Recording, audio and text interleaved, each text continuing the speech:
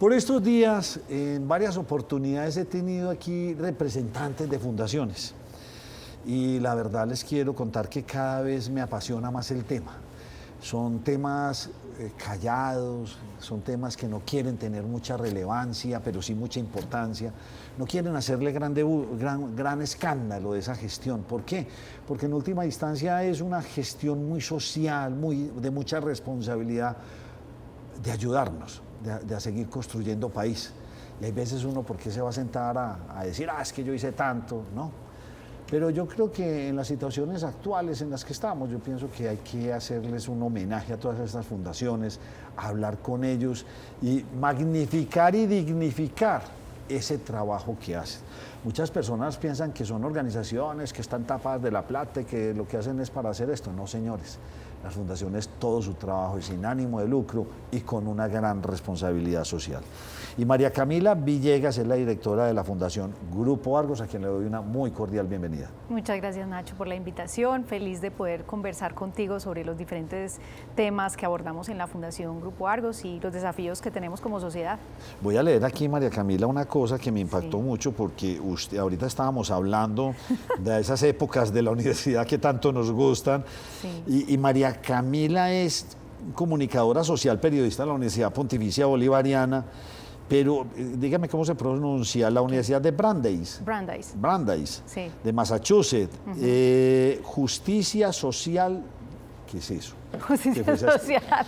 Que fue, sí, es conservación ¿cómo es? ambiental. Conservación ambiental y justicia social. Dos temas como tan distintos. ¿De dónde sale eso? Sí, es muy interesante porque es un enfoque en el que hoy yo creo que es muy importante retomar, y es que los temas ambientales no van por un lado y los sociales por el otro. Realmente nosotros hacemos parte del entorno como personas y realmente esos procesos ambientales tienen que ver todo con nosotros. Sí. Es decir, la naturaleza solita, si la dejamos, lo que pasó en la pandemia, todos nos fuimos para la casa, nos metimos en la casa y ¿qué pasó? La naturaleza volvió a fluir y todo. Imágenes, unas ciudades que eran contaminadas y después ya sí puedo ver la montaña, pero en Turquía. Divino, pues, y salían pues los delfines y veíamos las cosas.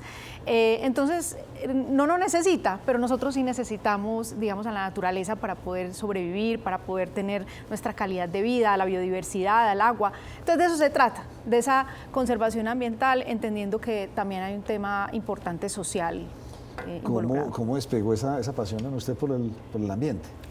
Despegó desde muy niña, mira, y del tema social. Yo creo, como yo los veo siempre muy ligados, desde que yo tenía 15 años, Nacho, participaba en grupos juveniles y participé especialmente en un grupo que se llamaba Gente Unida, que íbamos a Moravia, y en Moravia con el padre Jorge Villalobos, a quien yo aprecio muchísimo. Él me enseñó y me mostró la realidad de esta ciudad. De alguna manera, desde ahí, ese momento Moravia era el basurero municipal. Y trabajamos ahí con las familias, con grupos juveniles, y ahí yo entendí que mi paso por este mundo tenía que trascender el tema de poder apoyar, contribuir y brindar como una huella positiva, que mi vida tenía que tener ese componente. Y pensé que a través de los medios de comunicación yo podía pues como hacer eso, y realmente lo es, ¿cierto? Lo que tú haces hoy de transmitir las historias, de contar las historias es absolutamente valioso, pero a mí me faltaba un pedacito, Nacho, me faltaba participar directamente, o sea, estar ahí en el momento, estar ahí en donde pudiera yo poner lo mejor de mí para que las cosas se transformen. Y usted, todos lo decimos pues, con cierto grado de afecto, Argos, uno nunca habla ni de grupo Argos, ni de no habla como Argos, como el todo, ¿sí o no? Sí, Argos. ¿Usted qué entra a hacer en Argos? Yo entro a hacer en Argos, imagínate, Nacho, que la historia es muy bonita, porque cuando yo fui a entrevistar en su momento al doctor José Alberto Vélez, el presidente, como periodista, fui a entrevistarlo. Ay, ¿para qué medio? Para el periódico El Tiempo. Ah, qué bien, usted fue corresponsal del Tiempo. Sí, en Medellín, así es. Qué bueno. Sí, trabajé en varios periódicos. Cuando fui a hacerle la entrevista, porque él pues obviamente estaba transformando una industria, pues el cemento, y estaba haciendo pues como su incursión en hacer la fusión de las cementeras. Sí, estaba haciendo un trabajo gigante al interior de la organización, pero fuertísimo, sí. Entonces, en ese proceso también, pues digamos que llegamos a una conversación muy interesante diciendo, bueno, y desde los otros puntos de vista, pues desde lo social, desde los colaboradores, desde el interior de la compañía también, ¿qué está pasando? Y él me contó que su sueño era un sueño pues como de trabajar directamente como en poder transformar el tema con las comunidades. Ese grupo de interés para él era muy importante y que lo que estaba pasando como fusión también se reflejara en ese trabajo con las comunidades. Luego él me preguntó a mí que cuál era mi sueño y yo también le dije, pues yo vengo contando historias y hago esto y me apasiona muchísimo, pero yo quiero estar del otro lado también, quiero trabajar directamente por eso. Me dijo, hágame un proceso de investigación en las diferentes plantas de la compañía, vaya y esté un año en cada lugar, me trae todo lo que usted vea, todo lo que usted observe y me hace un planteamiento.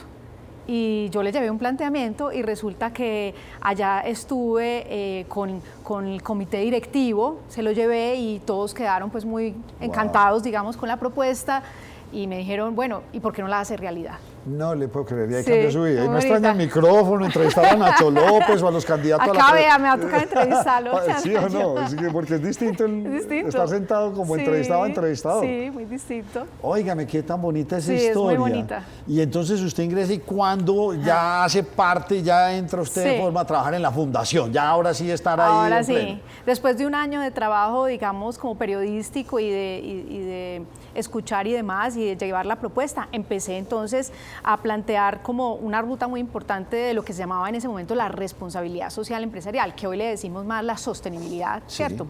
Entonces empezando a desarrollar la Fundación Argos en su momento, esa fundación que buscaba... Estaba en ceros. Había otras fundaciones en las plantas. Ya, pero ¿sí? No había una así como que cubriera todo. No había una de todas. Entonces lo mismo que se estaba haciendo de fusión de las cementeras, hicimos fusión de las fundaciones, exactamente. Y ahí empezamos un trabajo para poder armar una estrategia, para trabajar en una fundación que pudiera aglutinar pues todas las zonas de influencia y también en un área que era cómo trabajamos en el ADN de la compañía para que este tema de responsabilidad social, que son los tres factores, ¿cierto? Lo económico, lo social y lo ambiental, se conversaran y ese fue el primer despegue de lo que fue la política de sostenibilidad de la compañía. Lo que fue los primeros reportes, digamos, como con estándares internacionales de la empresa. A mí me tocó despegar todo eso en Cementos Argos. ¿Y cuánto tiempo lleva ahí? 20 años, o sea, la este año. experiencia que usted tiene en este sentido es invaluable. Sí, sí. ¿Cuál es la diferencia en este asunto de sostenibilidad o responsabilidad social con el asistencialismo? Porque muchas empresas o muchas personas confunden eso. Llegó la fundación, entonces me vienen a dar asistencia. Claro. Y sobre todo pasa mucho, Nacho, con empresas como las nuestras tan grandes, donde muchas veces se ve como el dinero, ¿cierto? O sea, como, bueno, ellos tienen mucho dinero. Y la verdad, nosotros hemos tratado de cambiar mucho como esa mirada, porque realmente primero llegamos personas y tratamos de hacer nuestras intervenciones en un trabajo de construcción con la comunidad. Para nosotros es muy importante, nosotros no llegamos a imponer nada, no llegamos a decir esto es lo que hay que hacer en ninguna parte, sino que es a conversar con las comunidades, a trabajar de la mano con ellas, a estar ahí hombro a hombro para construir los sueños que ellos tienen. Y obviamente en los temas que trabaja la Fundación. Sí. La Fundación hoy trabaja en dos líneas muy importantes, Nacho. Una es el tema de agua y biodiversidad, y otro es el tema de transformación territorial y ambas líneas se conectan. Total. Entonces, esos dos focos los desplegamos, digamos, en las zonas de influencia de las compañías del grupo y hay uno que a mí me parece, uno de los programas que me parece que es un activo y lo hemos así catalogado dentro de la Fundación, que es el voluntariado. Es cómo hacemos que toda la compañía, de alguna manera, sus capacidades, su experiencia, los colaboradores, pues puedan volcarse directamente al trabajo por las causas que tiene la Fundación. ¿Este trabajo ustedes lo realizan solos o ustedes tienen un gran acompañamiento de la universidad?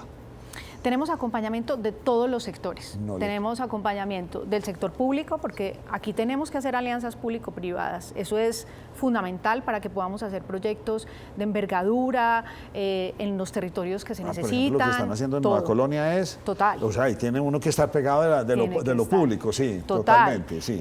Alinearnos también con la academia, que tiene todo el soporte científico, académico, muy importante con las universidades. Nos aliamos en diferentes procesos.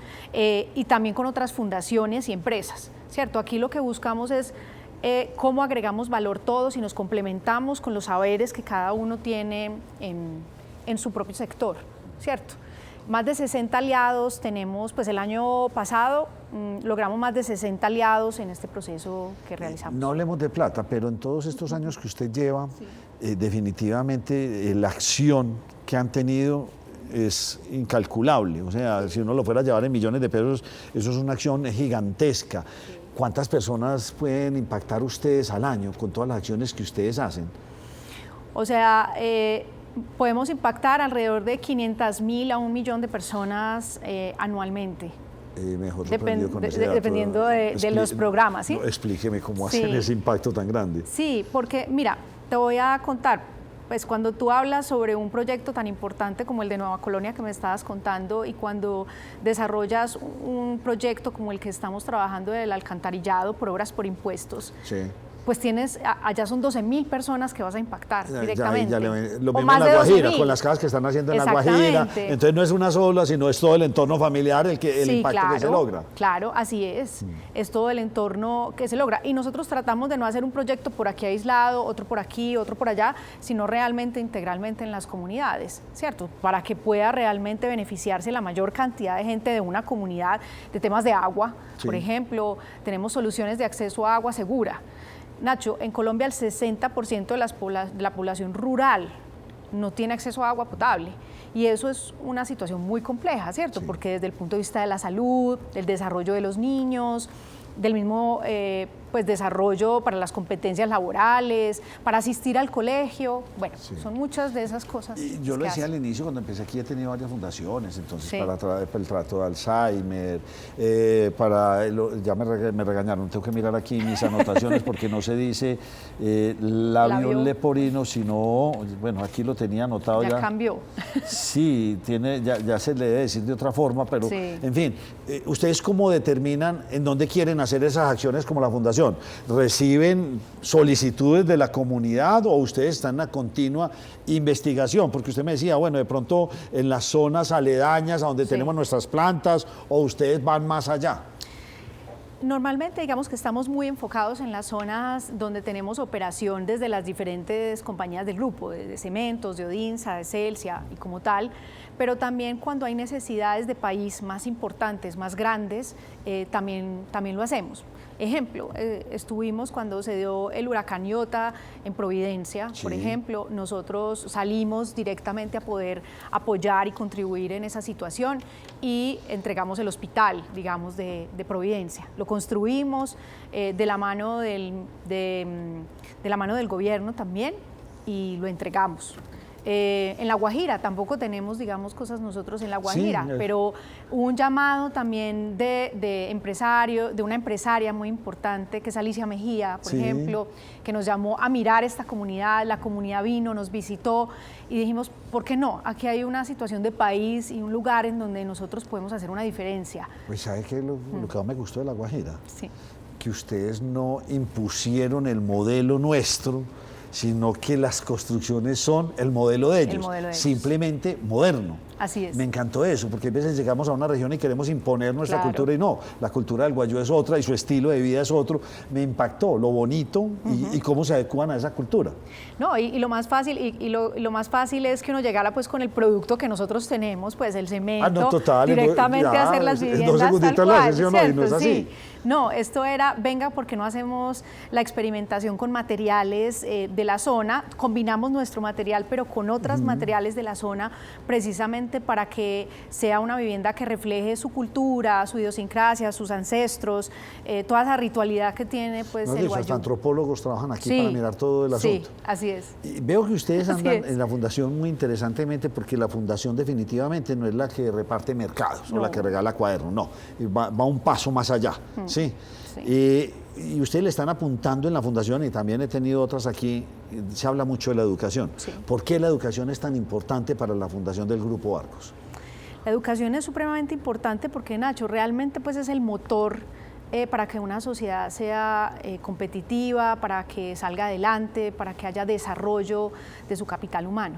Y en la educación está todo. Nosotros trabajamos muy de la mano desde hace muchos años, por ejemplo, con Empresarios por la Educación, que sí, de hecho lo fundó pues en Nicanor, con muchos empresarios, sí, y sigue vigente y nos parece muy importante porque hay unos datos que son increíbles. Nacho, por ejemplo, hoy hay un paradigma que a través de la encuesta de percepción que hace Empresarios por la Educación nos cambia mucho, y es que hoy pensamos que los jóvenes no quieren estudiar, que quieren hacer, no sé, cosas más fáciles o trabajar solo en redes sociales y cosas así. Y a través de la encuesta de Empresarios por la Educación que hizo en el 2024, y aquí tengo las cifras que a mí me parecen increíbles, es que alrededor del 88% de los jóvenes afirman que disfrutan mucho aprender. Claro. Y que quieren aprender, y el 60% manifiesta que no estudia porque no tiene los recursos económicos. Entonces también hay un poco que bajar algunas cosas que de pronto se van creando como en el voz a voz, no sé, y entendiendo que los jóvenes sí quieren y que hay una oportunidad para hacerlo realidad. Mire, hace 30, 40 años Corea del Sur no era lo que es hoy. Yo creo que estaba más atrasada que Colombia, la apuntó toda la educación. Así es. Y no era que los muchachos no quisieran estudiar, los muchachos había que reinventar el modelo educativo. Exacto. ¿Será que queremos seguir teniendo más abogados, médicos, ingenieros? ¿O será que queremos formar muchachos en 2, 3 años con otras pertinencias? Otras pertinencias. Que es impresionante ese cambio.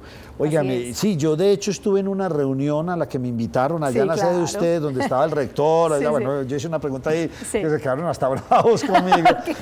Porque dije, bueno, ya, pues aquí tenemos al empresario reinventándose, todo el mundo, y ustedes, la universidad, ya están reinventando. El negocio, ¿será que el negocio es de 5 años? O el negocio, pues, se piensa uno, ¿será que más ingenieros? ¿O qué tenemos que...? Porque el mundo está cambiando a una velocidad gigantesca, de cuenta de esto. Y vi que esa cantidad de becas que ustedes están patrocinando, oiga, esto es una cosa de una dimensión grandísima. Sí. O sea, hay veces uno diría yo aquí como periodista, y que tengo tantos invitados aquí en el programa, hay veces uno dice, es que el que no quiera estudiar es porque no quiere, porque oportunidades hay en muchas partes, en becas y en todo. Así es. Nosotros llevamos un programa desde hace 10 años de becas para el desarrollo regional, se llama, y ese programa lleva 10 años y donde ya han pasado 370 jóvenes por ese programa en diferentes zonas del país. Y con ese programa ya hemos graduado muchos jóvenes y ya hemos visto lo que hace la educación en la familia, lo que hace la educación en la comunidad cuando un joven se vuelve ese referente para el resto. Ya lo hemos evidenciado, y tuviste a Isabela ese día, sí, claro, que estuvo con nosotros, me encantó. Ingeniera física ya de la Universidad de AFID. Bueno, una niña impresionante. Esto es distinto a Generación A. Sí, pero es la inspiración para Generación A. Entonces, explíqueme qué es Generación A, porque ustedes sacan y sacan noticias y lo sorprenden a uno. Total. Entonces, después de ese recorrido de 10 años, dijimos, ¿cómo hacemos esto para que no sea un esfuerzo que tengamos que hacer anual cada vez, y el día de mañana, si la fundación por cualquier motivo no está o no tiene los recursos o no sé, lo que sea? ¿Cómo hacemos para que esto se mantenga en el tiempo y sea una inversión de largo plazo? Entonces ahí dijimos, bueno, hay modelos ya muy probados en otras partes del mundo para crear fondos específicamente, un endowment, un fondo específico donde se ponga un capital grande, importante, y con esos intereses de ese capital es que se mantiene un cupo de jóvenes, digamos, a perpetuidad, por decirlo, o a muy largo plazo. No, es lo más inteligente que yo no me gasto la plata y no vengo, la invierto. Exacto. Y con lo que me produzca esto, educo o hago tal acción. Y se mantiene en ese propósito. Entonces, y ahí la alianza era muy potente también definirla a través de ese fondo con las universidades. Y para Antioquia específicamente creamos este fondo. Entonces, los aliados aquí son la Universidad CES, la Universidad de AFID y la Universidad EIA. Y con ellos tres también ponen, no el capital, pero ponen el 50% de la matrícula de esos jóvenes. Entonces así logramos que el capital que los intereses que salen de ese capital se maximicen a un nivel muy importante. Claro. Entonces estamos viendo que en un periodo más o menos de unos 6, 7 años, con un capital de 100.000 millones de pesos que podamos entre nosotros y muchos empresarios, incluso personas naturales, queremos invitar, porque este tema de la educación cualquiera puede poner, cualquier peso es importante. Vamos a poder tener 250 jóvenes más o menos, un poquito más de 250 jóvenes en el tiempo, mantener. ¿Esto ya arrancó o está en proceso de estructurarse completamente? Ya arrancó. Y ya tenemos ya arrancó muchachos con el becados. primer CASE que nosotros hicimos de Grupo Argos, que son 20.000 millones de pesos, ya se creó. Ya el año 2024 tenemos los primeros 18 jóvenes que entraron a esta curva que empieza a crecer. Y esos 18 jóvenes son 10 mujeres, 8 hombres, Sí. y muchos en carreras STEM también, muy importante, pues como en carreras que tienen que ver con matemáticas, tecnología, lo que estás diciendo, o sea, con biotecnología, con el tema de ingeniería matemática, cosas así, que lo que necesitamos también. Sí, es que tenemos que dejar de sembrar aguacates para vender aguacates, tenemos que sembrar aguacates para vender guacamole, Sí, sí, o para sí, sacar para tinta de hacer la pepa. transformaciones. Sí, tenemos que cambiar, darle valor Claro, agregado a todos sí. nuestros productos, pero no nos podemos quedar en eso, lo que pasó con el café. Ahora tomamos café muy rico, de cuenta de que ya tenemos cafeteros especializados y nos dan unos cafés deliciosos. Entonces, pero eso es Y le cambio generan de unos ingresos muy importantes. y cambio de mentalidad. Total, un cambio de mentalidad. Y también muy importante para nosotros en este programa de generación era cómo llegábamos en Antioquia, que no se quedara en Medellín, porque como tú dices, en Medellín hay más oportunidades de todas maneras Sí. para los jóvenes, pero pudiéramos llegar a esos municipios realmente pues como más alejados en Antioquia, y logramos que estos jóvenes representen alrededor de 11 municipios. Y cada vez, digamos, vamos a seguir creciendo. Yo voy a hacer una pregunta con el desconocimiento. Sí. Me imagino que Grupo Argos, con sus cementeras, con Odinsa, etcétera, no es un matriarcado, son más hombres que mujeres. ¿Cómo es la participación de las mujeres? ¿Ustedes cómo ven la mujer desde el Grupo Argos? A ver, yo que llevo 20 Porque años... ahorita me hablo de mi hijo, son 18, 10 mujeres, 8 hombres. Sí, 10 quedó la mujeres, pregunta. 8 hombres. Sí, me encanta. Sí. A ver, yo llevo 20 años en el grupo empresarial Argos y yo he visto una evolución muy interesante en la compañía, siendo una mujer en un sector, digamos, masculinizado, por Sí, decirlo sí, así, sí. ¿cierto? Yo lo he visto y lo he visto de manera muy clara en muchas perspectivas. Obviamente hoy en la Junta, digamos que a mí me parece espectacular cuando uno va a la asamblea de accionistas de Grupo Argos y ve que el 60% de los miembros de Junta son mujeres, ¿cierto? Que la presidenta de la Junta de Grupo Argos es una mujer. Eso lo llena a uno de orgullo y de referente para seguir ahí. Pero además, digamos, como a nivel directivo y gerencial, cada vez ha crecido más, digamos, como el espacio para nosotras las mujeres en la discusión, en poder tomar parte de la estrategia de las compañías, en hacer parte de las estrategias de las compañías. Y por eso, digamos, tuviste, no sé si la publicación en la revista Ford, pues, Sí, señor, donde sí, salió Grupo Argos, pues, como una de las empresas. Eso uno no, primero, muy importante, uno no paga para que le hagan eso, No. uno no, ni siquiera mandamos información, realmente es algo que fue con información pública que tiene la compañía, en donde salimos como una de las mejores empresas para trabajar como mujeres. Y yo hoy lo siento así. ¿Cuál es el sueño que usted tiene? El sueño, muchos. Sí, muchos. con respecto a la fundación. No, Con porque respecto creo a la fundación. Sí, no, suyos de Sí, esa de cantidad, muchos. pero con respecto a la fundación, que usted la cogió en pañales, Sí. desde cero. Me Sí, encantó de la cero. historia, me conmovió esa historia suya tan interesante de periodista, trabajar en Sí. este mundo tan social y tan bonito. Y ya dejó usted su huella. ¿Cuántos colaboradores trabajan con usted? Conmigo trabajan 25 directamente en la fundación. Imagínese, esto no es una cosa de una sola persona viendo a quién le regala plata, a ver a quién le ayudamos. No, Sí, sí. eso es una cosa muy en serio. ¿Cuál es ese sueño? ¿A dónde debería llegar la fundación del Grupo Argos? Bueno, pues justo nosotros andamos en planeación estratégica de la fundación, porque aquí en la fundación participan, mi junta son los presidentes del grupo Sí. empresarial, y yo creo que nosotros nos soñamos una fundación que pueda llegar a muchos territorios de Colombia y que pueda realmente tener una capacidad para articular y ser un referente para muchos otros. O sea, yo creo que ese tema, hemos visto la capacidad que tuvimos, por ejemplo, en Urabá, de juntar a muchas organizaciones en un propósito como Juntos por Urabá. Y yo creo que nuestro sueño es poder hacer eso mismo en muchos territorios, de lograr articular a muchas empresas, al sector público y a la academia para tener un impacto mayor. Y en el tema de educación es que podamos lograr esos 100.000 millones o más, O más, sí, la idea ojalá, sería sí. más, y estamos empezando en ese proceso. Ya hay algunos empresarios levantando la mano para Mire, estar ahí. seguramente muchas personas que nos están viendo se estarán haciendo esta pregunta Sí. final, y es, ay, pero yo quiero o quisiera presentarle algo a la fundación o quisiera que mostrarles algo, que me ayudaran con algo a esta comunidad, ¿se puede hacer? ¿Cómo se pueden comunicar con ustedes? Sí, nosotros en la página de la Fundación Grupo Argos, en Google entran a la Fundación página Grupo Argos. Fundación Grupo Argos. Ahí hay un link donde nosotros tenemos pues como un cuestionario muy sencillo realmente, Sí. En donde cualquier persona de la comunidad o de cualquier organización puede montar un proyecto allí, ¿cierto? Sí. Ahí le preguntamos cuál es el impacto del proyecto, cuántos beneficiarios, no sé qué. Eso se manda, digamos, como a la plataforma que nosotros tenemos y ahí lo evaluamos de cara a nuestras capacidades, a los territorios, a lo que hacemos. Exacto. Yo ya me tengo que despedir, pero la invitación es a que no sean tan modestos. Es Sí. que en verdad que la gestión que ustedes hacen, como muchas otras fundaciones, son para quitarse uno el sombrero.